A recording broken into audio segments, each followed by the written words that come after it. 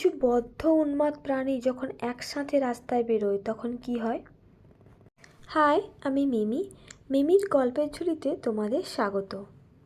শনিবার অফিস থেকে ফিরে বেরিয়ে পড়েছিলাম। গন্তব্য মেলা। কোথায় হচ্ছে, কত দূর হচ্ছে জানি না, শুধু জানি কোথাও একটা মেলা হচ্ছে। প্রায় 1 ঘন্টা হাঁটার পর মেলার দেখা পেয়েছি। মেলা দর্শন পেয়ে মনের মধ্যে কেমন যেন চড়ক মেলার ফিল হচ্ছিল। ঠিক তখনই আমার মা আমাকে ফোন করে বলেছে সে নাকি মেলা গেছে, চড়ক মেলা। আমিও যে দেরাদুনে একটা পাতি মহল্লায় মেলা দেখছি, আমার মা বিশ্বাস করতেই চাইছিল না। তাই ভিডিওটা আমার মায়ের জন্য। ও তারপর আসি সেই সব বদ্ধ উন্মাদ প্রাণীদের উদ্দেশ্যে।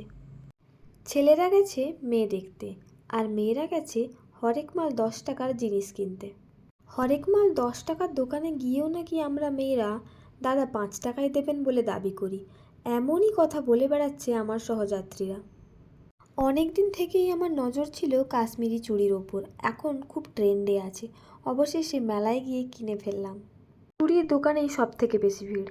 যা বুঝলাম পৃথিবীর সব মেলা একই রকম, আর মেলায় যাওয়ার কারণও সবার একই, ঠেলা খাওয়া।